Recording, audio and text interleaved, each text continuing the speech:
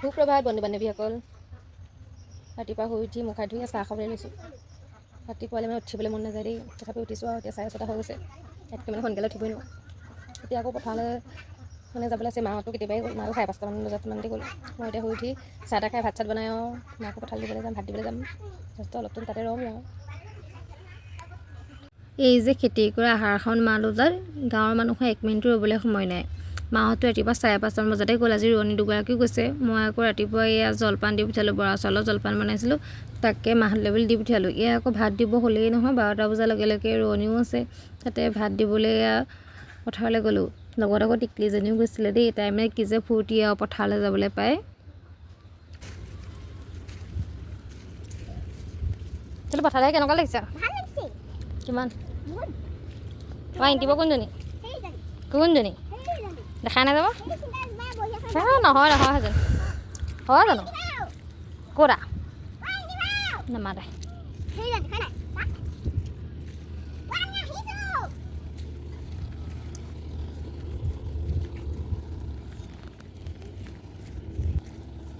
মই গম নাপাওঁ দেই।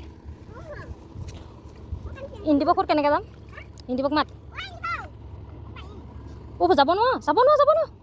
ইণ্টিবক মাত। আমি সেইফালে যাওঁ, ইণ্টিব এফালে আহিব বোলো। পিঠিত তুলি লৈ যাব। তাই হেনো পথাৰত সাঁতোৰে বুলি কোৱা শুনিছেনে? মই প্ৰথমে ভাতটো খাই লওঁ। এই মাহঁতক ধুনীয়াকৈ ভাতটো বাঢ়ি দিলোঁ আৰু মই মানে গ'লে মই বাঢ়ি দিবলগীয়া হয়। মাহঁতৰ বাঢ়িবলৈ মানে এলাহো লাগে, ৰুই মেলি থাকে যে। এই ধুনীয়া কঁঠাল গুটি দি দাইল বনাইছিলোঁ, তাৰপিছত বুট আৰু ঢেকীয়া ভাজি বনাইছিলোঁ, এইফালে গোল নেমু আমৰ আচাৰ, তাৰপিছত আকৌ এয়া ডিমৰ দম বনাইছিলোঁ। মই কৈছোঁ আৰু এই ভাত বোলো জোখত হয় নহয় নাজানো দেই, সৰু সোপাই থাকোঁ হয়নে চাই লওঁ, এনেকৈ কৈছোঁ। মানে পথাৰত যদি ভাত কমি যায় বেয়া লাগে নহয়। ইয়াত ধুনীয়াকৈ থালিখন সজাই দিলোঁ আৰু তাৰপিছত সকলোৱে মিলি খালে।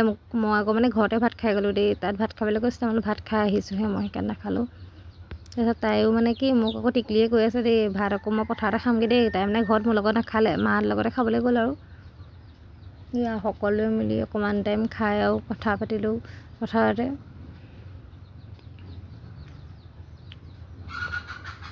সেয়া অলপ মানে ৰোৱা ঠাইখনো দেখাই দিছোঁ আৰু টিকলিজনী পূৰা খাইছে দেখিছেনে? মোক কৈছিলে মই চেচকৈ খাম বোলে পথাৰত। মই বোলো খা চেচকৈ খাবই লাগিব, এনেকৈ কৈছোঁ দেই। ভাত পানী খোৱাৰ পিছত মানে অলপ টাইম ৰুলোঁ আকৌ দেই, মানে দুডুবা ৰুবলৈ আছিলে। মই বোলো এই দুডুবা ৰুইহে ঘৰলৈ যাম আৰু ৰুই মেলি হোৱাৰ পিছত মানে পাপাই আকৌ চাহ লৈ গৈছিলে, তাকে চাহ খাবলৈ মানে পাৰতে বহি আছিলোঁ। টিকলিজনীক মানে যাওঁতে কৈছিলে নে সাঁতুৰিবলৈ লাগে বুলি, সেইকাৰণে মায়ে তাইক সাঁতুৰিবলৈ এনেই মানে ধৰি দিছে। তাই এনেই ভৰিকেইটা মাৰি আছে আৰু মই পাৰতে বহি পিনে চাই আছোঁ তাহাঁতক। খুৰীহঁতো ৰখি আছে, তাকে আমি লাল চাহ লৈ গৈছিলে মিঠাই সৈতে।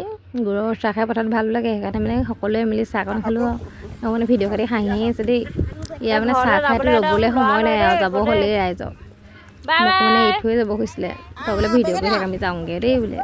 টাইমো হ'ল আৰু ৰাতিপুৱাই যোৱা নহয় জানো, সেইকাৰণে তাৰপিছত চাহ তাহ খাই মেলি ঘৰলৈ আহিলোঁ দেই।